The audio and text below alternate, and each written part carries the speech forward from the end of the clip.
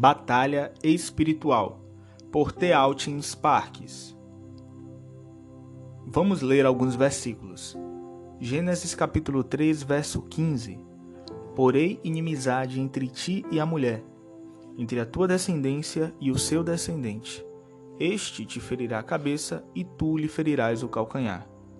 1 Samuel capítulo 13, versículos 19 ao 20 diz: Ora, em toda a terra de Israel, nenhum ferreiro se achava, porque os filisteus tinham dito, para que os hebreus não façam espada nem lança, pelo que todo Israel tinha de descer aos filisteus para molar a réolha do seu arado e da sua enxada e o seu machado e a sua foice. 1 Timóteo capítulo 1, verso 18. Este é o dever que te encarrego, ó filho Timóteo, segundo as profecias de que antecipadamente foste objeto, combate firmado nelas o bom combate. 1 Timóteo capítulo 6, verso 12. Combate o bom combate da fé, toma posse da vida eterna, para a qual também foste chamado, e de que fizestes a boa confissão perante muitas testemunhas. A primeira dessas passagens nos informa da existência de uma inimizade desde o início de tudo. Devemos compreender que existem apenas duas categorias de pessoas na criação: a semente de Satanás, sejam homens ou demônios, e a semente de Cristo. E desde o princípio existe uma inimizade entre elas, o que pode ser visto claramente na raça humana. Existe algo na natureza humana que tem inimizade contra Deus, contra aqueles que são dele ou de Cristo. Sabemos que vivemos em um universo que é totalmente inundado com inimizade e hostilidade, e isso transcende a humanidade. Esse combate é espiritual e está nas regiões celestiais, estando por trás das coisas visíveis. E esse é um assunto vasto, e nós iremos enfatizar apenas um aspecto nesse momento. Acredito que frequentemente ficamos enfraquecidos e em desvantagem por ainda ficarmos surpresos em relação a isso. Porque todas essas experiências, seja o estresse, a pressão, o antagonismo e o conflito, precisamos compreender de uma vez por todas que isso está na constituição das coisas e que até que elas sejam mudadas com o novo céu e a nova terra, isso continuará acontecendo conosco. Desde o nosso nascimento, fomos trazidos a uma esfera de conflito. Então, pelo novo nascimento, fomos conduzidos a outra direção e começamos a compreender um pouco mais daquilo que já percebíamos anteriormente. E isso é algo que nós devemos ter bem claro como um fato. Isso continuará até o fim da nossa jornada. Sei que não é um pensamento muito confortante e pode até soar muito deprimente. No entanto, muito de nossa derrota resulta de não termos esse assunto bem claro e definido diante de nós. Fique claro que iremos permanecer no conflito espiritual até o fim. Será sempre assim, e é melhor nos ajustarmos a isso, reconhecendo sua realidade. Estamos em um combate entre dois grandes sistemas espirituais, encabeçados por dois grandes líderes. De um lado, temos Satanás e as suas hostes, ou como Paulo as denomina, as forças espirituais da maldade. Do outro lado, temos o Senhor Jesus, e ele também tem seus exércitos. Esses dois lados estão posicionados com forças militares mortais. A estratégia do inimigo. Precisamos, contudo, saber e reconhecer não apenas o fato, mas também a estratégia de cada líder. No que tange a Satanás, sua estratégia suprema é neutralizar o espírito de combate. Anote isso. Essa é a pequena ilustração da passagem que lemos de Samuel. Os filisteus estavam sempre buscando neutralizar o testemunho de Israel. Sua estratégia era simplesmente roubar de Israel todas as armas de combate, tomando todas elas. Eles não poderiam lutar, já que não teriam nada com que combater. Essa é a suprema estratégia do inimigo, neutralizar o espírito de combate do povo de Deus. Incontáveis são os caminhos adotados pelo inimigo. Ele vai paralisar o povo de Deus, tentando os sobrecarregar com demonstrações ostensivas de poder e influência, para criar neles um sentimento de que ele é maior do que o Senhor. Se o inimigo não pode nos levar a acreditar que ele não existe, ele vai fazer de tudo o que puder para nos levar a superavaliá-lo, ou seja, levar-nos a acreditar que ele é maior do que realmente ele é. E ele cria ostensivas demonstrações de poder para nos fazer sucumbir a esse sentimento, que Ele é muito grande para nós e que as suas forças são muito poderosas. É claro que isso não é verdade, mas se nós permitirmos que esse pensamento penetre em nosso coração, isso pode roubar a nossa força de combate. Por isso, ele age dessa maneira. Outra forma usada pelo inimigo para neutralizar o nosso espírito de combate é introduzir confusão, paralisando-nos, levantando questões, gerando mentes divididas. Dessa forma, ele traz desconfiança, incertezas e dúvidas ao povo de Deus. Quando isso acontece, toda a nossa segurança se dissipa. Estaremos acabados se o inimigo tiver sucesso em sua estratégia de nos fazer nos voltarmos para nós mesmos e para nossos problemas, por meio desses questionamentos que nos distraem. Logo, o espírito de combate será perdido. Outra forma que ele pode usar é trazer alguma espécie de corrupção paralisante, algum segredo oculto entre o povo de Deus, algo que pode verdadeiramente os acusar diante do Senhor. Existe muita coisa, é claro, que ele faz que não é correta, mas ele sabe muito bem que se puder trazer algo que é questionável ou errado entre o povo do Senhor, então o Senhor não poderá permanecer por eles. O Senhor estará amarrado em seu suporte e não poderá se comprometer se houver qualquer tipo de corrupção ou elemento questionável de vida ou conduta do seu povo. Poderíamos gastar muito tempo enumerando os caminhos que o inimigo toma para aniquilar o espírito de combate do povo do Senhor. Mas apesar de não conseguirmos cobrir todo esse terreno, não iremos nos esquecer do seguinte: se o espírito de combate se for, significa que o inimigo ganhou uma vantagem enorme. Em algum ponto ele estará obtendo sucesso. O inimigo teme, acima de tudo, um povo cingido para o combate, posicionado para a batalha. A estratégia do Senhor. Por outro lado, temos a estratégia do Senhor. Nós, normalmente, apelamos ao Senhor para se mover e batalhar por nós, solucionando a questão. O que normalmente acontece é que percebemos que o Senhor não faz isso. O Senhor não pode permanecer com um povo que duvida, que pode ser tomado por qualquer tipo de incredulidade ou questionamento. Uma coisa que o Senhor demanda é que tenhamos conhecimento de nossa posição, do terreno no qual estamos, e que isso seja uma profunda certeza em nossos corações, firmemente estabelecida em uma calma, profunda e firme confiança.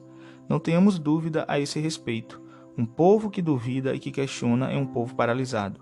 O Senhor demanda que sejamos um povo que tem certeza, que saibamos quem somos, para onde estamos indo e que saibamos qual é o terreno onde estamos posicionados. O Senhor demanda por um povo unido. O Senhor nunca irá se posicionar nem lutará por um povo dividido. E é obra do inimigo dividir. É a estratégia do Senhor trazer uma completa unidade e harmonia. O seu poder está nessa direção, tornando-nos como um só homem, um coração, uma mente, uma vontade. Isso é essencial. O Senhor já falou muito sobre isso na sua palavra, como ele anseia por ter um povo com um só coração. Isso é absolutamente necessário para ter vitória sobre o inimigo. Novamente, é absolutamente essencial para a vitória que tenhamos uma visão e propósitos singulares. Não havendo visão, o povo perece, como diz Provérbios, capítulo 29, versículo 18. Onde há uma visão dividida, não há poder sólido para enfrentar o inimigo. Não precisamos ser um povo com uma visão única. Precisamos saber o que o Senhor busca no nosso tempo, nesse mundo. Realmente o que é propósito que o Senhor busca, no qual Ele está comprometido, e precisamos nos alinhar a esse propósito. Um povo com visão representa um povo com um propósito distinto e definido. Se não o sabemos, temos incertezas, não estamos claros naquilo que somos, para que existimos, então seremos um povo derrotado, seremos roubados o tempo todo. Foi sempre assim com Israel. Quando eles perderam a visão do motivo para o qual Deus os havia chamado, para que os tinha conduzido para fora, só vagaram em círculos e se tornaram um povo neutralizado. É necessário que haja propósito que nos consuma. Vamos nos lembrar de como, e podemos ver em muitas ilustrações na palavra de Deus, sempre que o povo começava a se acomodar e ficar à vontade, deixando de ser ativo e positivo, alguma coisa errada acontecia. Quando eles entraram na terra, e antes de terem exterminado completamente os seus inimigos, eles começaram a se acomodar. Sabemos que se seguiu. Isso aconteceu com Davi. Decorrido um ano, no tempo em que os reis costumavam sair para a guerra, ao invés de ir ao combate, Davi ficou em Jerusalém. Nós sabemos o que aconteceu, como está lá em 2 Samuel, capítulo 11, versículo 1. Isso também aconteceu com Salomão. Por parecer não haver mais combate a ser realizado, e quando todas as nações ao seu redor estavam subjugadas, mas o inimigo não pensava assim. Então, quando tudo parecia tão bom e tão agradável, Salomão aparentou-se com Faraó, rei do Egito, pois tomou por mulher a filha, como está em 1 Reis, capítulo 3, versículo 1. Que sutileza! Sabemos o que se seguiu em toda Israel. Não demorou muito e o reino de Salomão foi dividido, seguido por toda aquela longa e terrível história. Que tragédia! Um rei seguindo outro rei em apostasia, em desastre, em morte. Não diligência, o espírito fervoroso é um fator muito poderoso no combate. Não podemos ser um povo sem motivação, sem propósito, sem ter nossas vidas absorvidas com algum objetivo. Essa obra do inimigo de roubar de nós o senso de motivação, sem alguma coisa grande o suficiente pela qual viver e trabalhar, enfraquecer nossas mãos ao ponto delas se entregarem, seremos logo um povo neutralizado. Se isso acontecer, é necessário que haja algo positivo, como Paulo diz, sempre abundantes na obra do Senhor. 1 Coríntios capítulo 15, versículo 58. A pessoa que não tem as mãos cheias o suficiente de propósito na vida será uma pessoa aberta a qualquer tipo de assalto. Mesmo na esfera natural, isso é verdadeiro. Você será bem mais feliz se estiver ocupado do que se estiver ocioso. Será muito mais vitorioso na vida se estiver fazendo alguma coisa, envolvido com algo, o que quer que seja. Assim que parar e sentar, a não ser que seja por fadiga, sabe como as coisas começarão a povoar sua mente. De várias maneiras logo será absorvido por preocupações e problemas. Mas no reino espiritual isso é uma coisa muito importante. No zelo, não sejais remissos. Sedes fervorosos de espírito, como está em Romanos capítulo 12, versículo 11. Um povo como aqueles da antiguidade que tem ânimo para trabalhar. Números capítulo 4, versículo 6. A batalha pela vida. Se voltarmos novamente à palavra, veremos que todo o progresso e aumento de medida espiritual veio ao povo do Senhor por meio dessa linha de combate. E ainda é assim. Mas qual é o ponto focal de toda essa competição? Dessa batalha? Sobre o que tudo isso se volta? Apenas a uma coisa, e é a vida. Esse é o combate pela vida. Não se enganem sobre isso. Essa é a questão sobre a qual o inimigo está concentrando toda a sua atenção, em todos os golpes e inúmeros esquemas para nos neutralizar e nos tirar do combate. Seu objetivo é aquela vida contra a qual ele se moveu desde o início. Seu sucesso depende da morte. Se ele puder trazer morte para dentro, de qualquer forma que seja, ele obteve sucesso. Por outro lado, todo o triunfo do povo do Senhor está conectado à vida. Todo o progresso é uma questão de conhecer mais e mais o Senhor Jesus no poder de sua ressurreição. Cada novo passo de progresso espiritual vem de uma crise, e cada crise é quando um novo conhecimento do poder de sua ressurreição será o único meio de nossa salvação. E isso nos traz muita esperança. Sempre foi assim. Quando o povo de Israel foi chamado para ser o povo do Senhor, com a herança em vista, isso aconteceu por meio de uma crise de morte e ressurreição. Sua entrada na terra para a herança foi outra crise de morte e ressurreição. Todo o progresso e crescimento aconteceu nessa batalha entre a morte e a vida, vida e morte. Então chegamos a essa palavra, combate. Toma posse da vida eterna.